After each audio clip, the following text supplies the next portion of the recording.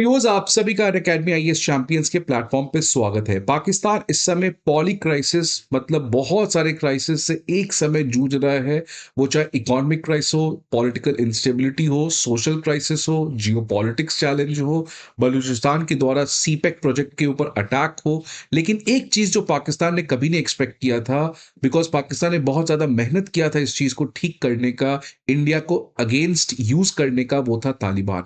In fact Taliban को बनाने में अगर किसी ने सबसे बड़ा रोल प्ले किया है तो वो है पाकिस्तान। आर्मी की support, diplomatic support, geographical support, हर तरीके से मदद पाकिस्तान ने किया था तालिबान को बनाने में। और इसका एक ही ऑब्जेक्टिव था कि इंडिया के अगेंस्ट कैसे non state activities, for example terrorist activities को कंडक्ट किया जा सके। लेकिन आज पाकिस्तान का वो आखिरी बेट भी एक तरीके से फ्लॉप होते हुए नजर आ रहा है कि अब इनफैक्ट पाकिस्तान और तालिबान के बीच में जो रिलेशन है वो इतनी ज्यादा गिर चुकी है कि ये लोग एक हेड ऑन हेड कोलिजन की तरफ बढ़ते हुए नजर आ रहे हैं। तो इसी आप न्यूज से समझ सकते हैं कि 15,000 तालिबान फाइटर्स इस समय बहुत सारे डिफरेंट डिफरेंट एरिया से पाकिस्तान की तरफ बढ़ चुके हैं, जहां पे वो एक बहुत बड़ा रिटेलिएशन करना चाह रहे हैं against the state of Pakistan. So this is a very very breaking news which is coming from Pakistan and Afghanistan. 15,000 Taliban fighters इस समय पाकिस्तानी बॉर्डर की तरफ निकल चुके हैं। वो काबुल, कांदाहार, हेरत, इन सभी प्रोविंसेस से आ रहे हैं and there heading towards the Mir Ali border, जो पाकिस्तान के खैबर पख्तूनख्वा प्रोविंस के पास है। अब क्यों बढ़ रहे हैं, इससे इंडिया का क्या इंपैक्ट होगा, इन सभी चीजों को जियो पॉलिटिकली एनालाइज करेंगे। बट आगे बढ़ने के पहले आप सभी के लिए इंपॉर्टेंट इंफॉर्मेशन कि हमारे अनअकैडमी आईएएस के ऑफलाइन बैचेस 30 दिसंबर को हमारे चारों ऑफलाइन सेंटर करोल बाग, मुखर्जी नगर, पटना और प्रयागराज में स्टार्ट होने जा रहे हैं। Also at a very special price of 59,999। Karol Bagh, Mukherjee Nagar, Prayagraj और पटना, इन चारों ऑफलाइन सेंटर की डिटेल आपको हमारे स्क्रीन पे देखने को मिल सकते हैं। Unacademy IAS comprehensive GS course के अलावा सीसैट, ऐसे writing course, comprehensive current affairs, full and test series और ऑप्शनल जैसे कोर्सेज को भी प्रोवाइड करती है। इन सारे इंफॉर्मेशन के लिए आपको हमारे ऑफलाइन ब्रांचेस पे विजिट करना होगा, या नहीं तो आप हमारे ऐप को भी डाउनलोड कर सकते हैं। अब दरअसल मुद्दा क्या है, क्यों आखिरकार ये 15,000 तालिबानी फाइटर्स पाकिस्तान की तरफ बढ़ चुके हैं? दिस इज बिकॉज कि रिसेंटली पाकिस्तान ने एक एयर स्ट्राइक किया था अफगानिस्तान के ईस्टर्न प्रोविंस में, जिसका नाम है पक्तिका प्रोविंस।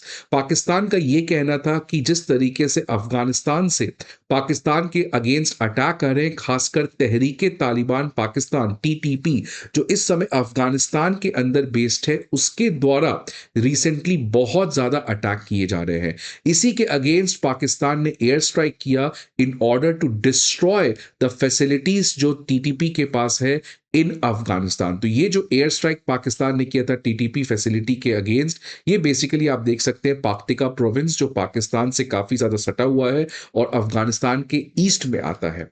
इस पर्टिकुलर एयर स्ट्राइक में 46 पीपल रिपोर्टेडली मारे जा चुके थे और इसमें most of the people were women and children, और ये खुद इंफॉर्मेशन तालिबान के ऑफिशियल्स ने दिया था।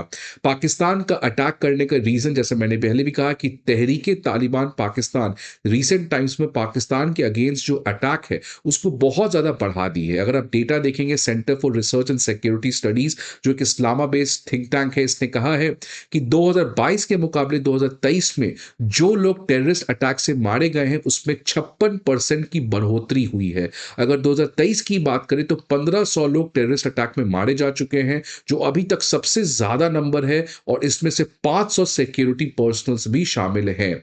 और इसी कॉन्टेक्स्ट में टीटीपी ने रिसेंटली सैटरडे को एक बहुत बड़ा अटैक किया था पाकिस्तान के साउथ वजीरिस्तान एरिया में, जहां पे 16 पाकिस्तानी सिक्योरिटी पर्सनल्स मारे गए थे। इसके बाद पाकिस्तान ने कहा था कि हम टीटीपी को नष्ट करने का पूरी तरीके से प्रयास करेंगे।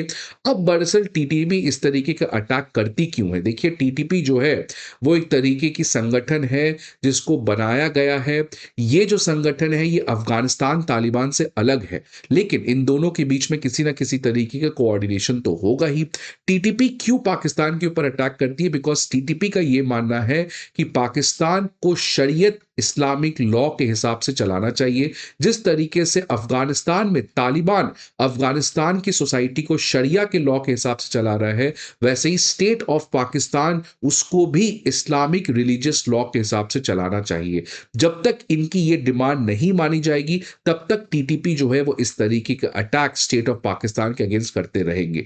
टीटीपी सो कॉल्ड बहुत पुरानी संगठन है, लेकिन जब से अफगानिस्तान में तख्ता पलट हुआ और तालिबान वापस से पिक्चर में आई है, उसके बाद से टीटीपी की जो फ्रीक्वेंसी है, टीटीपी की जो मूवमेंट है, वो काफी ज्यादा बड़ी है। अफगानिस्तान की जो तालिबान है, उसका कहना है कि हमारा टीटीपी के साथ कोई कनेक्शन नहीं है, टीटीपी एक इंडिपेंडेंट है, हम इनफैक्ट टीटीपी को खत्म करने का प्रयास करेंगे। लेकिन बहुत लोग का यह भी कहना है कि अफगान तालिबान और टीटीपी का एक हद तक समझौता है, जिसके अंदर ये दोनों एक दूसरे की मदद करते हैं। तो इस अटैक के बाद जब पाकिस्तान के एयर स्ट्राइक में 46 लोग मारे गए थे, तो फिर तालिबान का रिस्पांस आया कि ये गलत बात है, आप किसी इंडिपेंडेंट कंट्री, सॉवरेन कंट्री के टेरिटरी के अंदर घुस के इस तरीके के इलीगल अटैक नहीं कर सकते हो। इसी कॉन्टेक्स्ट में पहली बार अभी तक के इतिहास में तालिबान के जो स्पोक्समैन है काबुल में, उन्होंने पहली बार पाकिस्तान को इस तरीके से क्रिटिसाइज किया और कहा कि जो डिफेंस मिनिस्ट्री है वो रिटेलिएट करेगी। ये एक बार्बरिक अटैक है, ये एक कावर्डली अटैक है और ये क्लियर अग्रेशन है हमारे सॉवरेनिटी और टेरिटोरियल इंटीग्रिटी के अगेंस्ट। अब ये बताता है कि पाकिस्तान और तालिबान की रिलेशन जो ऑलरेडी पिछले कई महीनों से घट रही है, इसमें एक सबसे लोएस्ट टर्निंग पॉइंट यहां पे देखने को मिल सकता है। अगर आप देखिएगा पाकिस्तान तालिबान के बीच में जो रिलेशंस है वो पहले से प्रॉब्लमेटिक है। उसमें सबसे इंपॉर्टेंट जो डूरन लाइन का कंट्रोवर्सी है, बिकॉज आपको पता है कि डूरन लाइन पाश्तून पॉपुलेशन को बांट देता है, कुछ पाकिस्तान में चले जाते हैं, कुछ अफगानिस्तान में चले जाते हैं और पाश्तून पॉपुलेशन ही तालिबान बना है। तो तालिबान का कहते हैं हमेशा कि ये जो पूरा पाश्तून पॉपुलेशन जो पाकिस्तान में रह रहा है, उसको भी अफगानिस्तान में शामिल कर देना चाहिए, जिसकी वजह से अफगानिस्तान पाकिस्तान के बीच में एक परसिस्टेंट प्रॉब्लम तो हमेशा से चला रहा है। लेकिन इसके अलावा आप देखिएगा तो क्रॉस बॉर्डर टेररिज्म का आरोप पाकिस्तान अफगानिस्तान पे लगाया, 5 लाख अफगान माइग्रेंट्स को वापस से भेज दिया गया, ट्रेड रेस्ट्रिक्शंस पाकिस्तान ने अफगानिस्तान के ऊपर लगाया और स्ट्रिक्टर वीजा पॉलिसी भी लगाया। अब ये जो पूरा मसला है पाकिस्तान और अफगानिस्तान का, इसको बहुत अच्छे से हिलरी क्लिंटन अमेरिका में 2011 में इन्होंने इसको बताया था।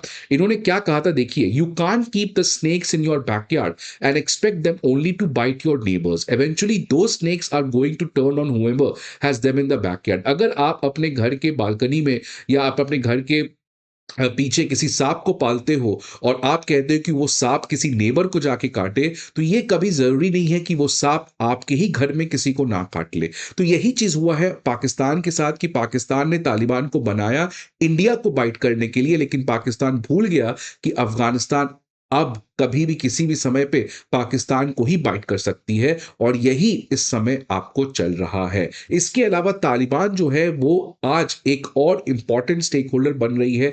रशिया ने उसको टेररिस्ट टैग से हटा दिया है।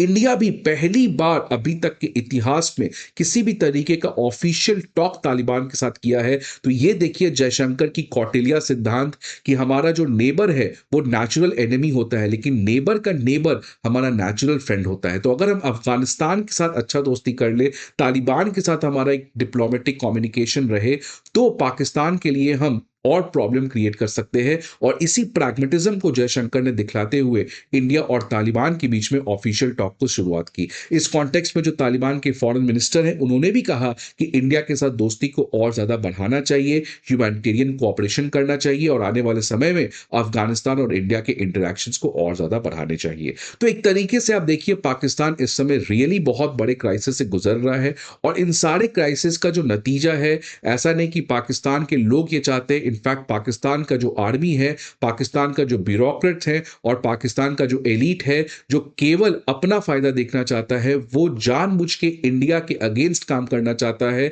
सो दैट इनका फायदा हो सके। और इसी एंटी इंडिया पॉलिसी की वजह से आज पाकिस्तान इतने सारे क्राइसिस से गुजर रहा है। सो पाकिस्तान के लोगों को सोचना चाहिए कि क्या वो रियली कोई बदलाव चाहते हैं। अगर नहीं चाहते हैं तो उनका केओस, उनका कैटास्ट्रॉफी ये जरूर लिखा है। आपके क्या व्यूज हैं इस पर्टिकुलर डेवलपमेंट के बारे में, आप जरूर अपने व्यूज को कमेंट बॉक्स में बताएं। आई होप आपको ये वीडियो अच्छा लगे। See you again in the next video. Till then good bye and take care.